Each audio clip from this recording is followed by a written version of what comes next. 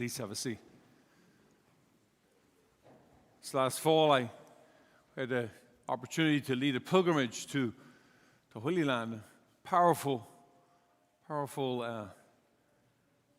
experience at so many levels. One of the most powerful was actually at Calvary, where the scene we just read took place. And in it, I remember a particularly powerful experience I had on a retreat.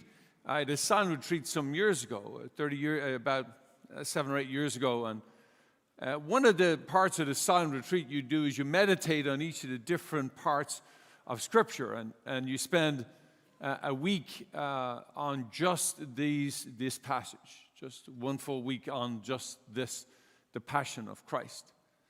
To help break it open, we use different methods of prayer. One of the methods of prayer we use is called the imaginative prayer, discursive meditation. And you imagine yourself in one of the scenes of Scripture.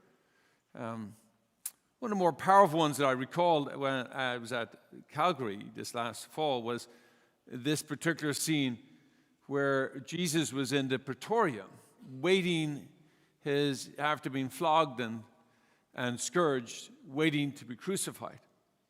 And so I imagined myself in that scene. And when I got into the Praetorium, Jesus was alone and face down on the dirt floor. And his whole back and legs were covered with open wounds from the scourging.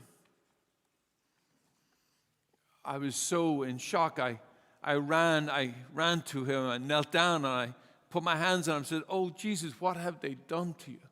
And as I put my hand on him, he welched in pain and jarred back. And I realized that I had now hurt him more than I had tried to help him.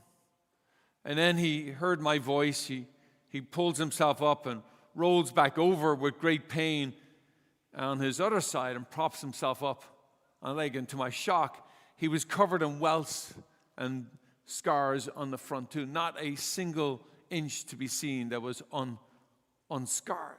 I was going like, how could they do this with humans? Why would they do this to you, Lord?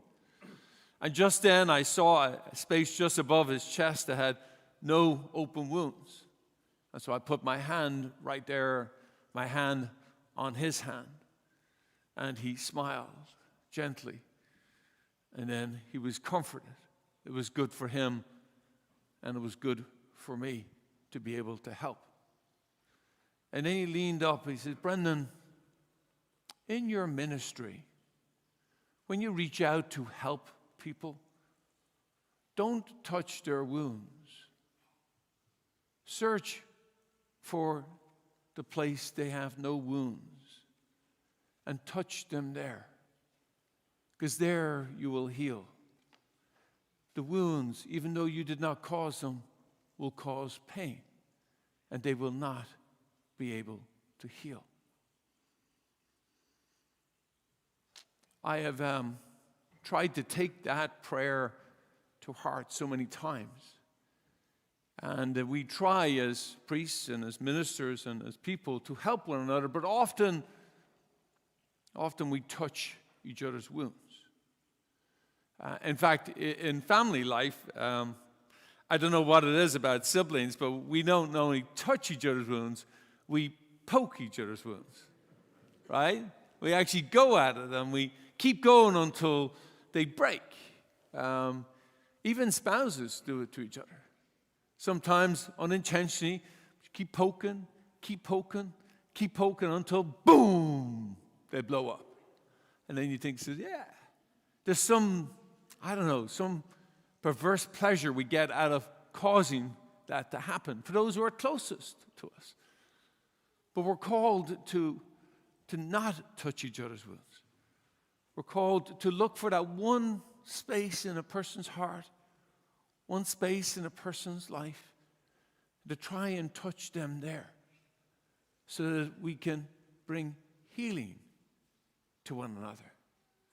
It seems so straightforward, but in our days of hurriedness, of busyness, We tend to just try to do things. I think we would be called much more to be pleasant to people and to look and to search for the one place they are not wounded. I don't think it's just priests who are called to that ministry. I think every Christian is called to that ministry. The ministry of healing, the ministry of touch, the ministry of presence. When we can do that for one another, we will heal each other. We will heal this world. We will heal the body of Christ.